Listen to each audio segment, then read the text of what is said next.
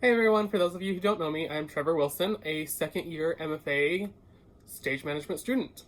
We're all making these videos for you guys. This video process that I'm going through is going to be talking about what I do as a stage manager, specifically in reference to Mary Poppins, the show that we stopped midstream because of the world and coronavirus. So over the next course of the next couple videos, I'm going to just talk about different things each week to kind of let you in on our process, where we were at in the middle of trying to bring you guys a lovely show. You can already see some videos of other cast members from the show singing songs and stuff like that. So we're just trying to connect with all of you guys, and they wanted it to get more perspectives than just actors. So myself, I was the stage manager for Mary Poppins when it stopped production. But I'm not the only person that makes up the stage management team.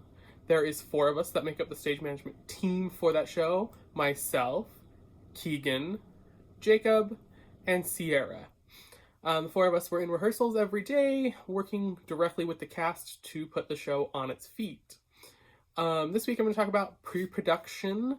So everything we do leading up to the first rehearsal. One of the first things we do is we create a French scene. This French scene that I'm showing you today has actually been made by Jamie Beerling. She was the initial stage manager on the production, and so she started jumping in paperwork and made this French scene. This French scene is actually a page-by-page breakdown. So she went through the script page by page and exactly notated when somebody entered and when somebody exited. It's broke down by page, but it's also broke down by act and by scene and by song. So this type of paperwork is very helpful when you are laying out schedules and trying to figure out who you are calling, when you are calling them, and what they're going to be doing. So once we have a French scene breakdown made, we usually start working on schedules. So here you can see our most basic schedule. This just shows all of our actors, when all of the rehearsals are being held, and what time frame they're being held from. Then it also shows all the cast members, the dates for tech and performances, and any other usually publicity dates are on there as well. But that's just the most basic level thing that we give out to the entire cast, the entire production team, to let everybody know when they are expected to be somewhere. With that, we also start working on conflict sheets. This here is an example of my cast conflict sheet that we created for the show. It shows when the cast can't be here for some reason or another. A lot of our cast members, a dozen of them, were actually dance majors. So with being a dance major, they were also a part of a number of dance pieces that were performed in spring dance. Spring dance happened during our 3rd week of rehearsals during the show, so they missed out an entire week of rehearsals for Mary Poppins. So it's very important that we know when people are going to be there and when they're not going to be there, so we know that if we block a scene or block a song or choreograph a song or practice music, we know who we're missing and who's going to have to be caught up when they come back. With that, we also had a larger directing team. Most shows usually have a director of 1 director. With Mary Poppins and it being a musical, we had not only the main director, but we also had a choreographer, a music director, and a vocal director. So we have 4 individuals that would be with us throughout our rehearsal process.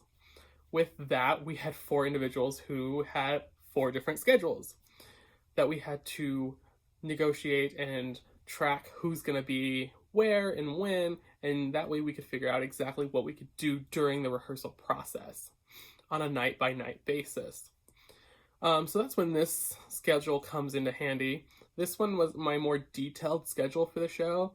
It broke down based off of a directing team standpoint, who could be there when.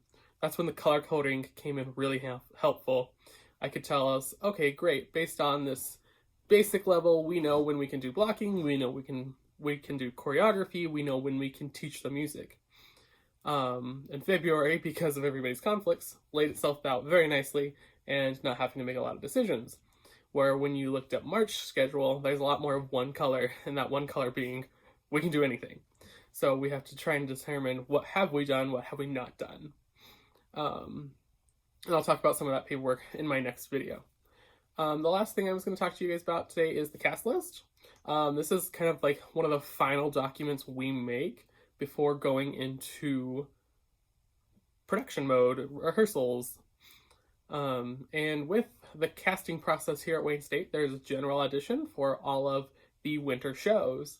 And so back in December, they auditioned for Winter's Tale, for Bus Stop, for Mary Poppins, for Stage Kiss, and the Heck Robbie Festival.